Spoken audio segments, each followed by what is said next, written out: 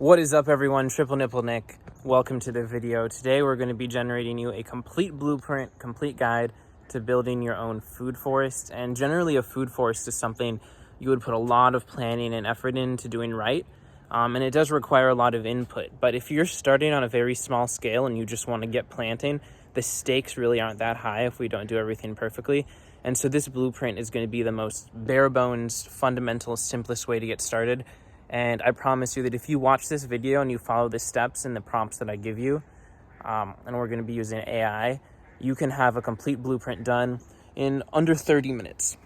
And so those are the advantages of this plan, but I recommend that if you follow this, you continue to educate yourself over time and learn more about how to do things better. And also for super important things, like if a tree grows well in your climate, it might be better to just do a quick Google search and double check that just to verify that the AI isn't giving you bad information.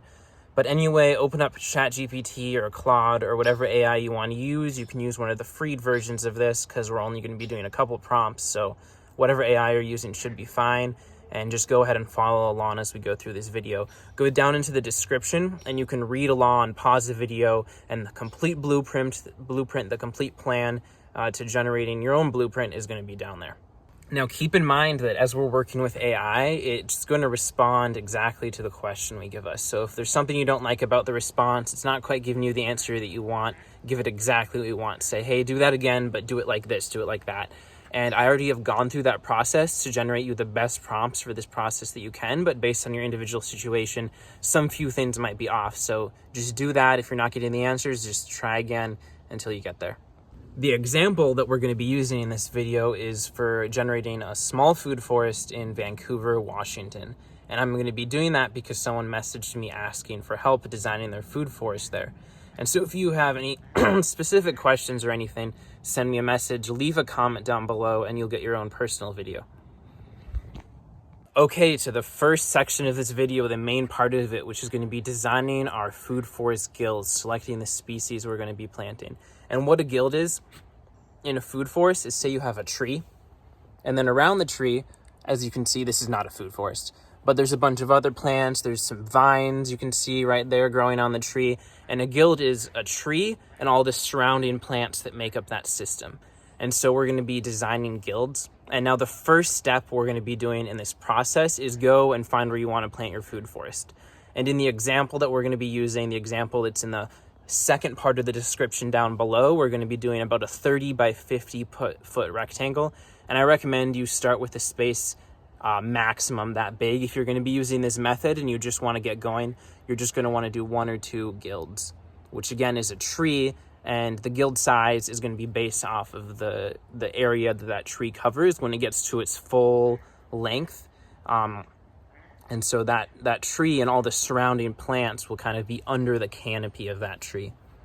So on to prompt 1, step 1. I'm not going to be reading it for you verbatim here. Go down into the description, but basically it's asking to give you a list of native or at least non-invasive trees, and specifically trees that we will be designing our guild around. So go ahead, ask that question. It'll give you a response based off of your area.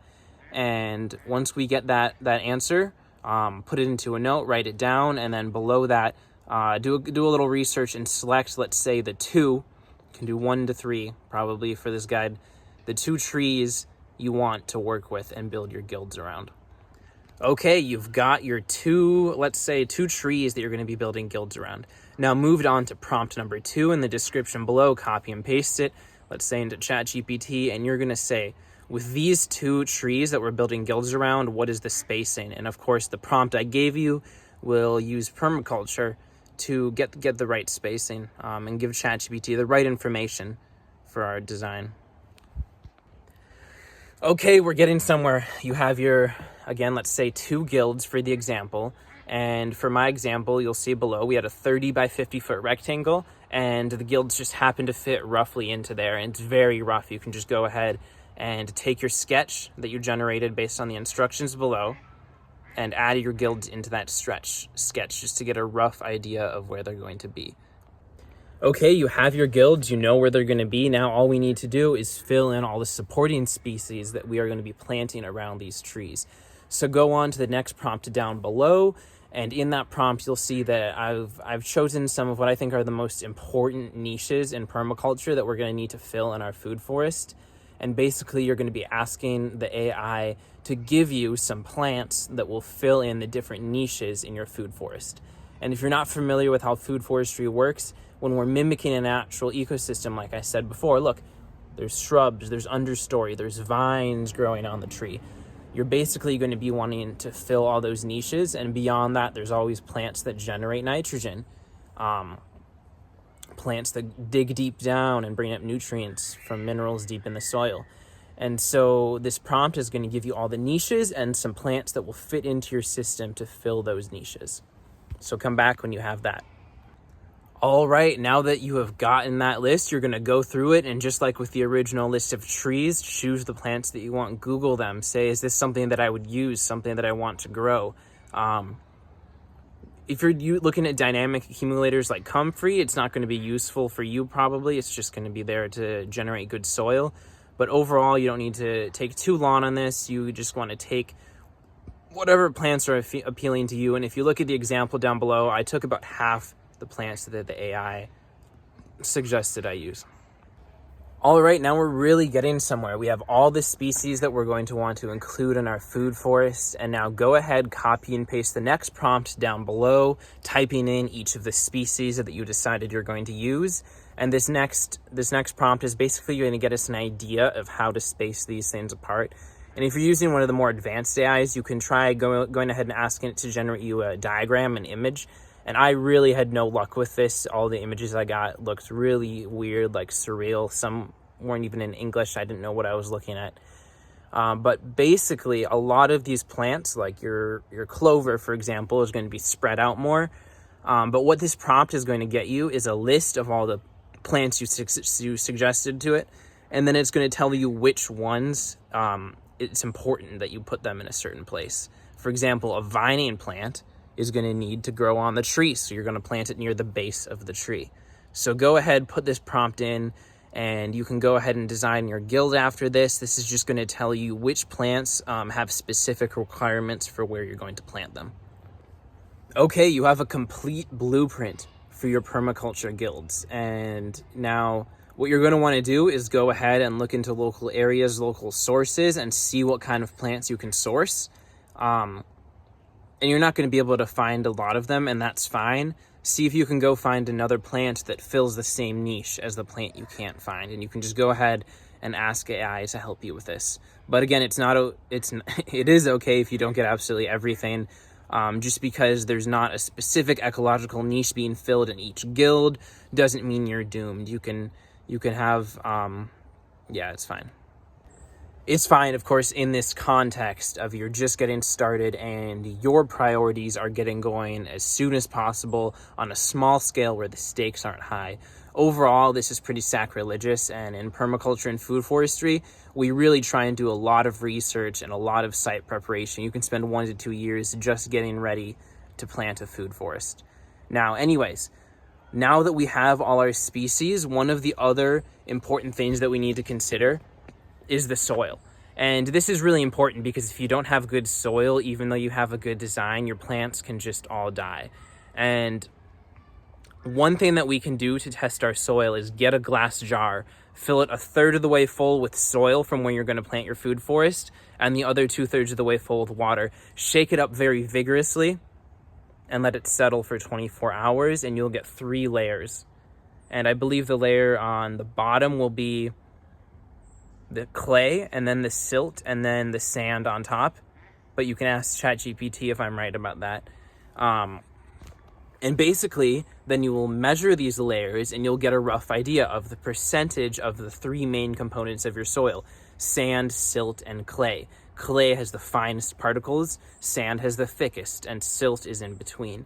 Overall, this isn't super important, but if you find that your soil is predominantly clay, or on the other hand, predominantly sand, then you might have some issues with your food forest. And no matter what, you can counteract this by increasing the organic matter and soil health.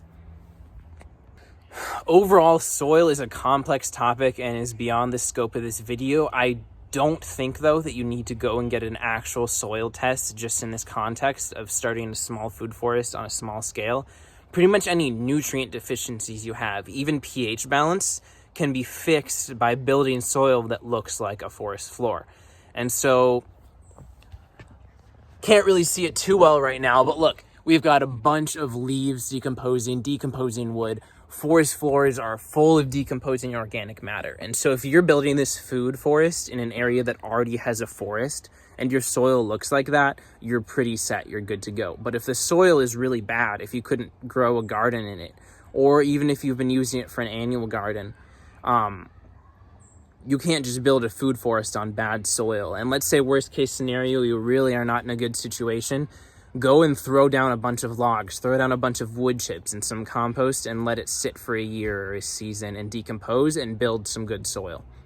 Or you could just go invest in a mulchy compost, something high in wood, something that fungal decomposers will like, and that will help you build a good soil. So I headed out to the forest to show you what I'm talking about. As you can see, just so many leaves. There's a bunch of big stumps out here, and you got to get creative. What I have done before and what I would recommend is look in the fall. It's the fall right now. For people who are putting out big bags of leaves in their front yard, you can just go collect a bunch of free organic matter.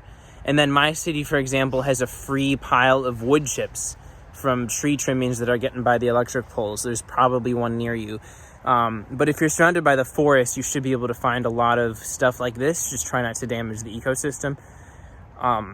So yeah, get creative. And overall, if you want to grow a forest, you want to have forest soil. And you really don't need to get super overcomplicated looking into nutrient testing, getting the perfect pH and all this. Just kind of focus on that. And if you don't have that, you're not going to be able to grow a good food forest. There is no way around that. There is no super simple blueprint to grow a food forest in shit soil. Now you can go ahead and move on to prompt number 5 down below. And this is one final prompt, or not final, next to penultimate prompt I'm going to be giving you to help you find any super specific needs and play around with this for a while. The AI is probably not going to get the idea that you want a concise list and it's just going to go on. So go ahead and say that's too much,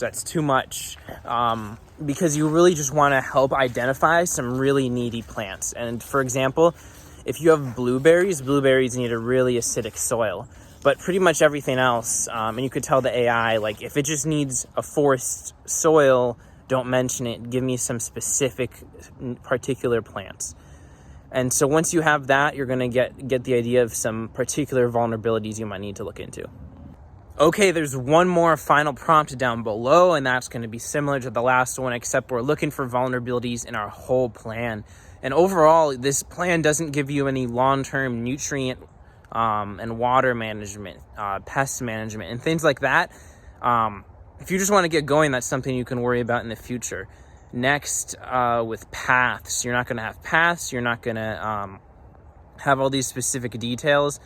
But you can kind of figure out the paths as you go and the spacing and stuff. Like some plants will die. You never know how it's going to go. So you don't need to be too particular about the spacing in this context. And you can just kind of space things apart roughly pretty well based on whatever information you can find about them.